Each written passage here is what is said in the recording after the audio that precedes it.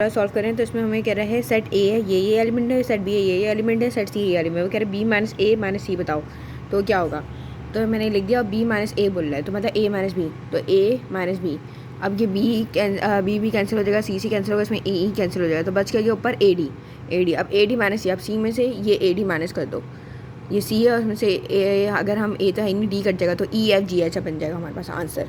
और इधर ना थोड़ी सी मिस्टेक हुई हुई, ये ए दिया हुआ तो ये ई एफ जी एच है। अब आगे आ जाते हैं। वो कहते हैं मैं लिख लेती हूँ क्वेश्चन। अब ये दिया हुआ हमारे क्वेश्चन, तो हमने क्या किया, 1 लिखा, माइनस लिया, मेगा प्लस मेगा स्क्वायर से कॉमन लिया मैंने, और ये 4 एज इट इज़। ये पता है 1 प्लस मेगा स्क्वायर इक्वल 0 होता है, तो मेगा प्लस मेगा स्क्वायर किसके इक्वल हुआ, -1 के। तो 1 माइनस फिर ये -1 और ये पावर 4 एज इट इज़। तो ये हो जाएगा हमारे पास ये हो जाएगा प्लस, तो ये हो जाएगा 2 की पावर 4 इज़ 16, सही। तो ये हमारे पास आंसर हो जाएगा 16। अब वो कह रहे हैं एक्स, मैं लिखती हूँ, तो ये हमारे पास क्वेश्चन कह रहे हैं ये x square plus 3x minus 2 is divided by x plus 2 then remainder is. तो इसके लिए हमने ये चीज़ एज इट इज लिख दी और इज डिवाइडेड बाय, तो हमने इस रिमाइंडर का तो इसमें हम ये कहते हैं। अब ये क्वेश्चन ना अभी भी आया हुआ है, सही है, तो फिर लेकिन वैल्यू चेंज है, तो ये जगह एक्स की वैल्यू -2, हमने इसको 0 से कंपेयर कर दिया। अब जहाँ एक्स की जगह -2 पुट कर देंगे, तो -2 का क्यूब है, मेरे ख्याल है ये क्यूब है, क्यूब नहीं है स्क्वायर है, अच्छा, प्लस 3 का -2 और -2 इस तरह करके, सही है। और ये हो जाएगा 2 का स्क्वायर 4, ये हो जाएगा -6 -2, तो ये हो जाएगा। फिर मैंने कैलकुलेटर से कैलकुलेट कर दी, आंसर आ रहा है -4, तो जो -4 वाला आंसर है वो टिक कर देना। अभी कह रहे हैं if first and fourth term of GP is 532 respectively, मतलब ये फर्स्ट ये है, फिर सेकंड ये फोर्थ वाली ये है, तो इस तरह जब भी बढ़ा है समझ जाना। कह रहे हैं सेकंड टर्म क्या होगी, तो मैंने ये सवाल लिख दिया है। अब हमें पता है GB का क्वेश्चन, तो T4 = AR क्यूब हो जाएगा, तो ये तो सबको आता ही है। तो हमने इधर लिख दिया 32 और एक की जगह हमें A दिया हुआ फर्स्ट टर्म 500 लिख लिया और R क्यूब लिख दिया। तो मैंने क्या किया, तो इस तरह मैंने कैलकुलेटर से कर लिया, तो हमारे पास R आ जाएगा, जो मैंने क्यूब रूट लिया तो 2.5, सही है। तो इस तरीके से मैंने जो भी आंसर आया उसको मैंने फिर इस तरीके से क्यूब रूट ले लिया। वो क्यूब रूट लिया कैसे, देखो जब हम शिफ्ट और ये चीज़ दबाएंगे ना तो खुद ही आ जाएगा, और उसका कोई वैल्यू लिख देना जो आ रही है, तो खुद ही हमारे पास आंसर आ जाएगा। खैर अब आगे चलते हैं। अब ये कह रहे हैं हमें ये तो नहीं बोलता कि R निकाल दो, R हमने क्यों निकाला, ताकि हम T2 निकालना। अब T2 का फॉर्मूला क्या, T2 = AR, हाँ AR होता है, तो T2 की जगह T2 हमें नहीं पता, A हमें 500 पता है और R हमें पता है 2.5, तो ये हम निकाल लेंगे। इसका आंसर आ गया हमारे पास 200, सही, ये मैंने निकाल लिया, कैलकुलेटर से निकाल लो, कोई मसला नहीं। अब कह रहे derivative of ln 5x + 2 respect to x, तो ये हमारे डेरिवेटिव बोल रहा है। इसको हम y कह देते हैं इस फंक्शन को, और फिर हम डेरिवेटिव ले लेते हैं हम बोथ साइड, ln 5x + 2, तो मैं स्टेप शो नहीं करने उधर, सही है। तो ln का फॉर्मूला रेसिप्रोकल करके आ जाएगा, तो 1/, आ जाएगा 5x + 2। खैर अब ये जो बॉक्स में इसका डेरिवेटिव लेंगे, डेरिवेटिव ऑफ 5x + 2। अब अब ये 2 का कांस्टेंट का डेरिवेटिव तुम लोगों को पता है 0 होता है, तो 1/5x + 2 और कांस्टेंट का डेरिवेटिव 0 से, तो ये इसका आ जाएगा कहते हैं, और x का डेरिवेटिव 1, तो इधर 5 आ जाएगा, तो हमारे पास बन जाएगा 5/, क्या आ जाएगा, तो ये D आ जाएगा इसका 5/5x + 2। तो ये हमारे पास सवाल आ गया, ये क्वेश्चन नंबर 6 है। कह रहा है cos x + sin x और ये प्लस नहीं डॉट sec x, तो ये हमें फाइंड आउट करना है। तो जो भी मोस्ट सूटेबल आंसर होगा ना तो वो हम करते हैं, तो उस हिसाब से हम सॉल्व करते हैं हमेशा। सॉल्व करने के बहुत सारे तरीके होते हैं, तो हमने लिखा cos x और ये हमने ये होता है sin x का रेसिप्रोकल होता है, फिर प्लस फिर sin x, फिर आ जाएगा ये होता है हमारे पास रेसिप्रोकल ऑफ cos x, तो ये हमारे पास आ गया। अब हमने क्या किया, cos x sin x लिख लिया और इधर लिख लिया sin x cos x। अब हम क्या करें, इधर ना मैं एलसीएम ले रही हूँ, क्योंकि जिस तरह का मुझे आंसर दिया हुआ ना उसमें यही सही रहेगा। sin x cos x लिख लिया, cos x लिख लिया, और यहाँ पर आ जाएगा cos square x + sin square x। अब हमें ये पता है sin square x + cos square x + sin square x 1 के इक्वल होता है, 1/sin x cos x आ गया, cos x। अब 1/sin होता है, हमें पता है cosec होता है, cosec x लिख देंगे, और 1/cos होता है हमें sec x, तो हमने sec x लिख दिया, ये हमने आंसर बना दिया अपना। तो इधर देख लेते हैं, तो मेरे ख्याल है ये इधर ये वाला सी आंसर सही होगा। अगले वाले में चलते हैं। ये कह रहा है if 3x² + px + 7 = 0 has a real root then the smallest possible integer p is, तो ये निकालना है। तो उन्हें रियल का मतलब d = b² - 4ac जो होता है वो ग्रेटर देन 0 होगा, ग्रेटर देन 0। तो बी हमारे पे दिया है पी स्क्वायर -4, ए हमें दिया हुआ 3, सी दिया हुआ 7 और ग्रेटर देन 0। पी स्क्वायर ये हो जाएगा माइनस, ये मैं निकाल लेती हूँ कैलकुलेटर से, इतनी अच्छी तो मेरी नहीं है मैथ्स, मैं निकालती हूँ। खैर ये आंसर आ गया मेरे पास। अब मैं इसे उधर लेके जा रही हूँ, पी स्क्वायर ग्रेटर देन 84। सही है। अब मैं पी स्क्वायर की कौन सी, अगर मैं देखो अब इसमें जो आंसर दिया है ना, आप उसके हिसाब से करना है। तो अगर मैं 9 स्क्वायर पुट कर दूँ इधर, 9 स्क्वायर और ग्रेटर देन 84, तो 9 स्क्वायर तो 81 होता है। 81 क्या ग्रेटर देन 84 है? नहीं, तो ये वाला आंसर गलत हो गया। अब कोई और पुट करती हूँ, 9 के अलावा आप 10 पुट करती हूँ। हाँ 10 पुट करती हूँ। 10 का अगर स्क्वायर करूँ, 10 का स्क्वायर इज़ 100, तो 100 ग्रेटर है 84 से। हाँ, और अच्छा तो ये हो गया 84 का। मैं तुम लोगों को बात नहीं करती हूँ। अभी 8 स्क्वायर करोगे तो 64 हो जाएगा। 64 ग्रेटर देन 84 है नहीं, अब 10 और आ रहा है और 84 आ रहा है। 10 आ रहा है जिसमें 100 आ रहा है, 100 ग्रेटर देन 84, और दूसरा अगर 84 का करें तो ये आंसर आ रहा है। सही है, और ग्रेटर देन 84। अब उसने बोला था कि उसने ये बोला था हैज़ रूट, कहते हैं has equal root then smallest positive integer of p is. तो इन अभी फ्लाइट में स्मॉलेस्ट कौन सा है? 10 है, मतलब 10 का स्क्वायर 100 आ रहा है, तो हम इस वजह से 100 क्लिक कर रहे हैं, ये नहीं कर रहे 84 वाला। समझ में आ रही है? अब ये दिया हुआ है हमारे पास क्वेश्चन। सही है, तो इसको हम थोड़ा सा ना अरेंज कर लेते हैं। ये हम लिख देंगे ए एक्स का होल स्क्वायर प्लस बी का स्क्वायर। अब ये फॉर्मूला है। सही, ये फॉर्मूला तुमको याद करना है। ये हो जाएगा, ये है डी एक्स अपॉन ए, कहते हैं एक्स स्क्वायर प्लस ए स्क्वायर का फॉर्मूला। सही है, इंटीग्रेशन 1 अपॉन कहते हैं 1 अपॉन ए एक्स का होल स्क्वायर प्लस बी का स्क्वायर और ऊपर डी एक्स। सही, ये फॉर्मूला है। तो जो होता है हमारे पास वही होता है 1 अपॉन, ये होता है 1 अपॉन ए होता है 1 अपॉन ए 10 इनवर्स एक्स माइनस ए प्लस सी। ये पूरा इसका फॉर्मूला होता है। सही है, लेकिन अब हमें फॉर्मूला बनाने के लिए हमें उसके ऊपर डेरिवेटिव भी चाहिए होता है। तो अगर यहाँ पर देखो तो ए एक्स है, तो हमें ऊपर ए एक्स है ना, तो हमें ऊपर ए चाहिए होगा, तो हम मल्टीप्लाई और डिवाइड करा देंगे ए से। सही है, इस वजह से तो मल्टीप्लाई और मैं डायरेक्ट मल्टीप्लाई और डिवाइड करा के लिख देती हूँ। सही, उससे फ़र्क तो नहीं पड़ेगा। 1 अपॉन ए लिख दिया, और उसके बाद ये इंटीग्रेशन डी एक्स, और यहाँ पर आ जाएगा ए, यहाँ पर ए डी एक्स लिख देती हूँ, और यहाँ पर आ जाएगा ए एक्स का होल स्क्वायर प्लस बी का होल स्क्वायर। सही, ये हो गया। अब 1 upon a as it is रहा, और ये पूरा फॉर्मूला आ जाएगा। ये हो जाएगा 1 अपॉन ए। अब इसमें ए जो है ना वो बी है। सही है, क्योंकि ये एक्स स्क्वायर है, ये ए स्क्वायर है, तो इसमें ये जो ए बोल रहे हैं ना ये बी है, तो ये हो जाएगा बी 10 इनवर्स आगे एक्स माइनस ए, ये आ गया ए एक्स अपॉन बी प्लस सी। तो ये हो जाएगा 1 अपॉन ए, कुछ ऐसा आ रहा है 1 अपॉन ए 10, 1 अपॉन ए, मैं इसका आंसर बताती हूँ। ये कह सकते हैं 1 upon A B 10 inverse A X upon B plus C, ये हो सकता है 1 अपॉन ए बी, और इतना करके मैं तुम लोग लिख देना। अब मैंने इधर लिख दिया, तुम बल्कि आगे स्टेप में वो कर सकते हो। तो ये क्वेश्चन जल्दी से लिख लो। इसमें कह रहा है find the length of a tangent from this to the circle ये। अब इस सर्कल की इक्वेशन देख लो। अगर तो यहाँ पे x square plus y square है, मतलब इसके कोफिशिएंट सेम है, तो हमें तो बस डायरेक्ट काम करना शुरू कर देना चाहिए। तो ये x square plus y square है, तो ये हम डायरेक्ट काम शुरू कर देंगे, तो हमें कुछ भी करने की ज़रूरत नहीं है। ये हमारे आसान काम दिया हुआ। ये अभी फ़िलहाल जो आंसर है आसान है, लेकिन और भी तरीके की आते हैं, वो मैं जब आएंगे तब बता दूँगी। तो सिंपल लेंथ का फॉर्मूला जो होता है अंडर रूट x1 का स्क्वायर प्लस y1 का, ये पूरा एक फॉर्मूला है। सही है, अब जहाँ x है ना वहाँ हम 5 पुट कर देंगे, जहाँ y हम वो पुट कर देंगे। अंडर रूट डाला, सही है, 5 का स्क्वायर प्लस ये हो जाएगा 1 का स्क्वायर, हो जाएगा प्लस 6, 5 माइनस 4 1 माइनस 3। ये कैलकुलेटर में पूरा डाल दोगे आंसर आ जाएगा। तो मैंने निकाल लिया, आंसर 7 आ रहा है। अब वो कह रहे हैं find the gradient of the curve y is equal to, दिया हुआ है 36 अपॉन 2x माइनस 5 का होल स्क्वायर। इसका ग्रेडियंट निकालना है। ग्रेडियंट मतलब होता है स्लोप, और जो पॉइंट से पास करे 3,4 से। सही, उसने दे दिया है, तो हमें स्लोप निकालना है y इक्वल 36, और ये हो जाएगा 2x माइनस 5 का, ये हो जाएगा ऊपर -2 जाके। सही है, अब हमें करना शुरू करना है। तो देखो अब हम ना स्लोप निकालना है, तो हम उससे पहले डेरिवेटिव लेंगे। तो ये 36 मल्टीप्लाई बाय -2, 36 मल्टीप्लाई बाय -2 में कितना कैलकुलेटर में कर रही हूँ, तो ये हो जाएगा -72, -72 2x माइनस 5, और ये हो जाएगा -2 -1, तो हो जाएगा -3, और डेरिवेटिव लेना है इसका, ये जो डब्बे में है 2x माइनस 5। तुम लोगोगे तो 2 आंसर आ जाएगा। सही है, तुम ले लेना, तो 2 आंसर आ जाएगा। तुम इधर फिलहाल डायरेक्ट 2 लिख रहे हो, ये मैं लिख रही हूँ 2। सही, अब ये y एज इट इज आया -72, और जो पॉइंट से पास होता है 2, और यहाँ पे 3 पुट करना है। यहाँ देखा 3 माइनस 5 और फिर .2। इसका आंसर तुम कैलकुलेटर से निकाल लेना, या आंसर आ जाएगा। मैं एक करनी निकाली, बहुत टाइम लग रहा है। जब मैंने कैलकुलेटर में फिर रख दिया तो -144 आंसर आ रहा है। तो ये दूसरी वाली चीज़ है। ये देखो, ये कह रहा है इफ़ पी जो है ये है, और इसका जो मिड पॉइंट है वो ए और बी है, और उसमें ए की वैल्यू दे दी है और पी की वैल्यू नहीं दी, बी की वैल्यू नहीं दी, वो कह रहा है बी के कोऑर्डिनेट फाइंड आउट करो। तो सिंपल है।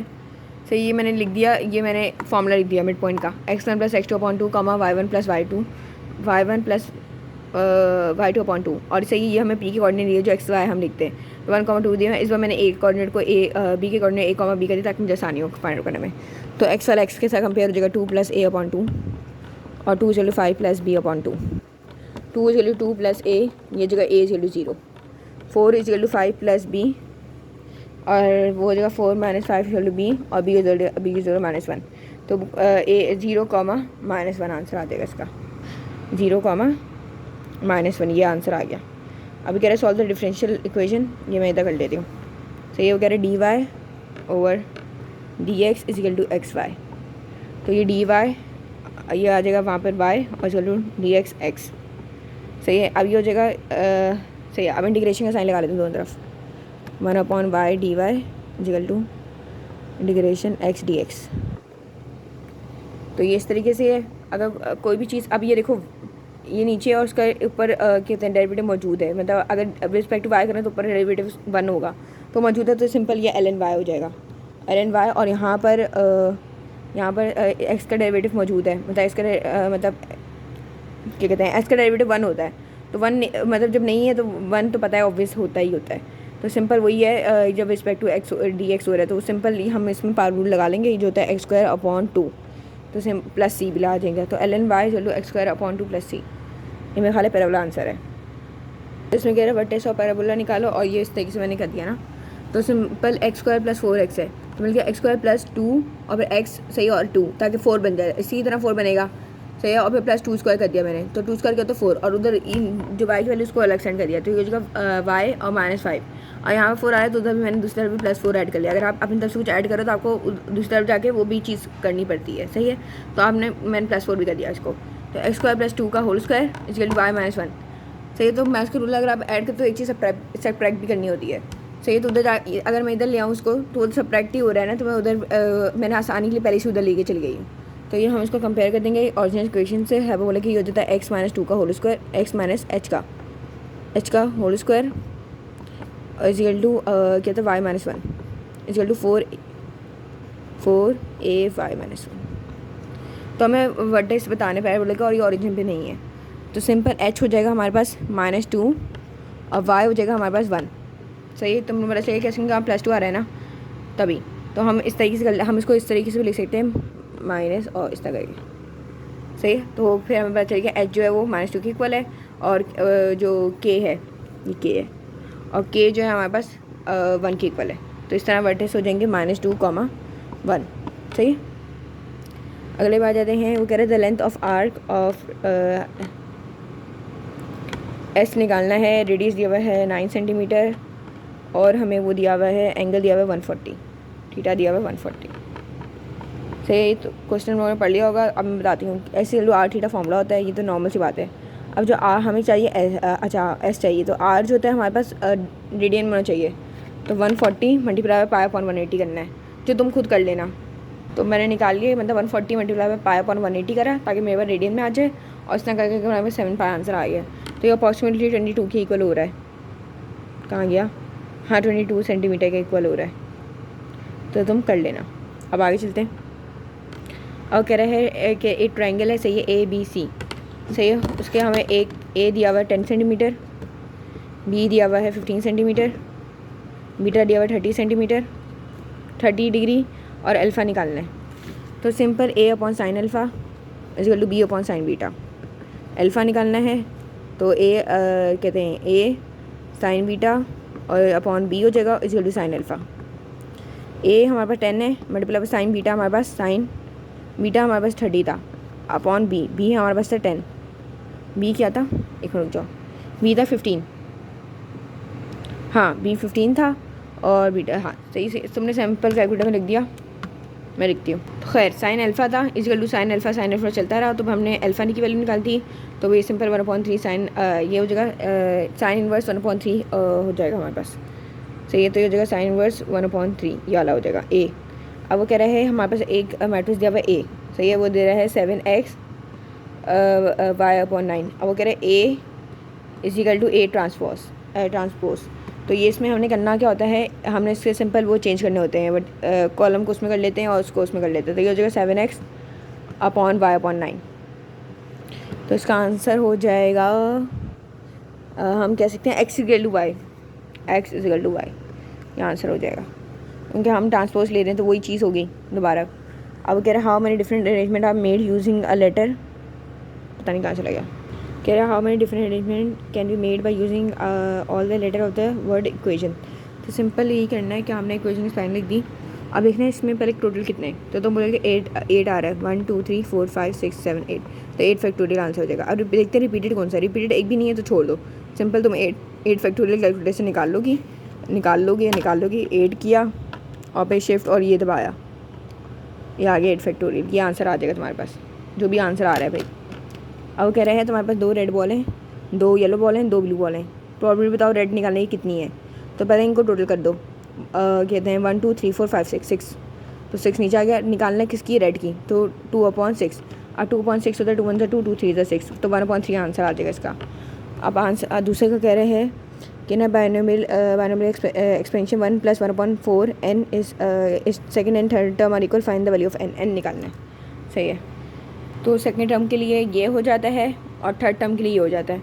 अब ये कह रहे हैं इक्वल है, तो मैंने इस वजह से ना इसी तरह करके लिख दिया पहले, तो n कर दिया, एक x से एक x कर दिया, 2 फैक्टोरियल का आंसर 2 ही होता है, तो यहाँ पर आ जाएगा, यहाँ पर 1 बच गया है ना, इक्वल टू n - 1 x, और यहाँ पर 2, क्योंकि 2 फैक्टोरियल का आंसर 2 होता है, कैलकुलेटर से निकाल लो, 2 इक्वल टू n - 1 और x। अब x की वैल्यू क्या पुट करनी है, ये है हमारे पास x है 1/4, तो 2 इक्वल टू n - 1 और x के आगे 1/4, तो उसको अच्छा खैर ये था, यहाँ तक मैंने तुम लोगों को बता दिया 1/4 करना है, तो ये 1/4 मल्टीप्लाई हो तो जाकर डिवाइड होएगा, 2 डिवाइड 1/4 और ये सब कुछ आ गया, तो 8 आ जाएगा, 8 इक्वल टू n - 1, तो ये हो जाएगा 8 + 1 equal to 9, n equal to 9 आ जाएगा। तो अगला देख लो, ये f हमें दिया हुआ है 2i, उसमें कह रहा है वर्क डन निकालो। सही है, वर्क डन हाँ कह रहा था ना, कह रहा था कि वर्क डन निकालना है। सही है, ये दिया हुआ है, और कह रहा है जो हमारा फोर्स ये है, और ये ए और बी के पॉइंट दे दिए, जो पोजीशन कहते हैं, जो कह रहे मूव कर रहा है यहाँ से यहाँ तक, और हमें बताना है वर्क डन। सही है, तो सिंपल सा है ये चैप्टर 9 का बहुत आसान सा। तो मैंने सबसे पहले क्या कर दिया, मैं मार्कर खोल लेती हूँ, तो ए वाले पॉइंट को मैंने R1 कर दिया, ये बी वाले पॉइंट को R2 कर दिया, तो R2 - R1 करना है, तो 4 - 1 करो तो 3i हो जाएगा। इसको तुम आगे ना या 1i + j करके लिख देना, इसको 4i + 5j करके लिख देना। खैर, तो ये हो जाएगा 3i, और उसके बाद 5 - 1 करेंगे तो +4j, ये हो गया।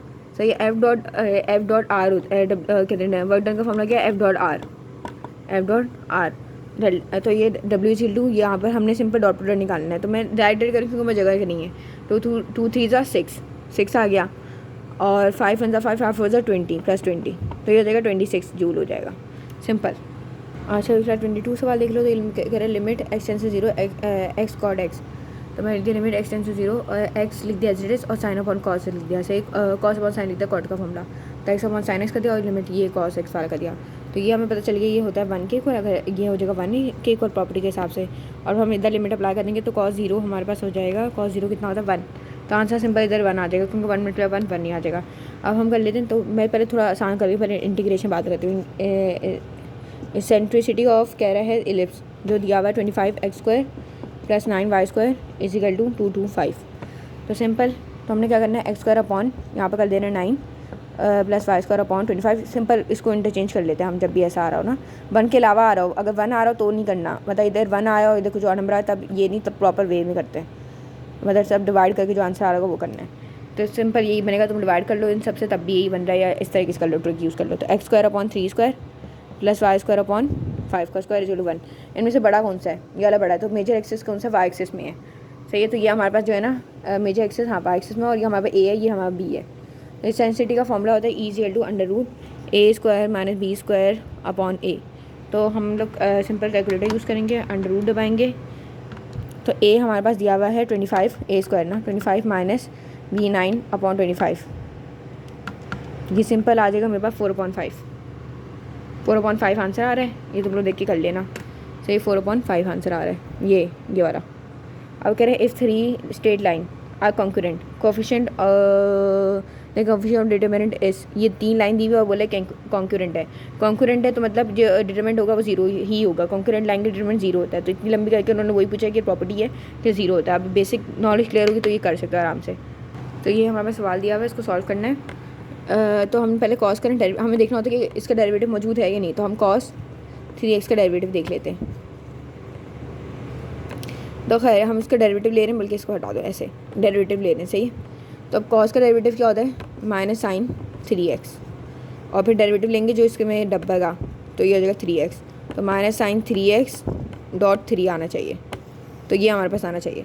तो साइन 3x तो आ रहा है, 3 नहीं आ रहा और दूसरा माइनस नहीं आ रहा। तो उसके हिसाब से हम सब कहते हैं, थोड़ी बहुत काम करेंगे।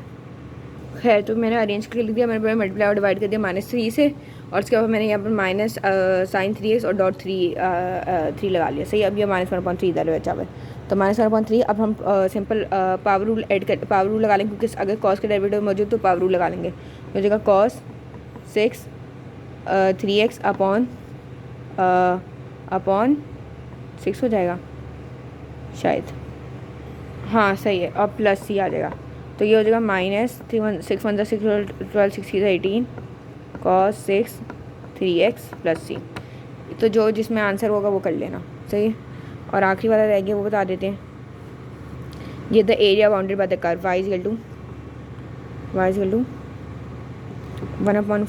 x² + 4। तो यहाँ पे दिया हुआ है, और हमारे पास जो कोऑर्डिनेट दिए हैं वो x = 1 दिया हुआ है और x = 2 दिया हुआ है। तो एरिया निकालना है सिंपल। तो एरिया का फॉर्मूला होता है एरिया = BAY dx, ये होता है। अब तुम लोग क्या कर लो, तुम लोग b की जगह यहाँ पे 2, जो बड़ी वाली वो b होती है, तो b आ जाएगा 2, यहाँ पर आ जाएगा 1, और यहाँ पर ये वाली वैल्यू आ जाएगी और dx। इस तरह करके तुम इंटीग्रेशन करके तुम लोग का आंसर आ जाएगा, सही है। और आखिर में लिमिट अप्लाई कर देना, वो सब कुछ तुम लोग का आता होगा करना, और ये बस हमारा ख़त्म हो गया। तो मैं सोचा ये सवाल तुम पे छोड़ दो, यार सब कुछ करवा ली तो एक सवाल छोड़ के क्या फ़ायदा है, ये भी करवा ही लेते हैं। तो इस वजह से मैं दोबारा से मैंने बोला चलो मैं करवा देती हूँ, कुछ नहीं होता।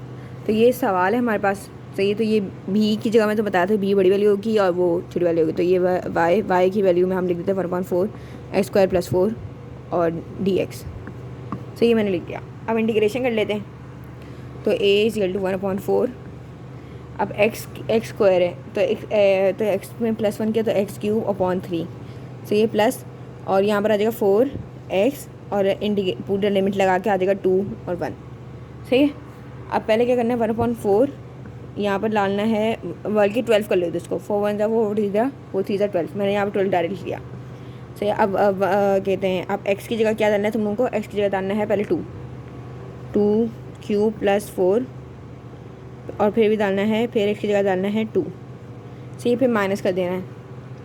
मेरे पास जगह कम है तो 1 x की क्या वैल्यू आ गई है 1 का ³ 12 + 4 और 1 निकाल लो कैलकुलेटर्स में, तुम लोग निकालती हूँ। तो ये आ रहा है 26/3, अब आ रहा है 49/12। तो टोटल आंसर है मेरे पास 55/12, या आप इसको कह सकते हो 4.583, 55/12।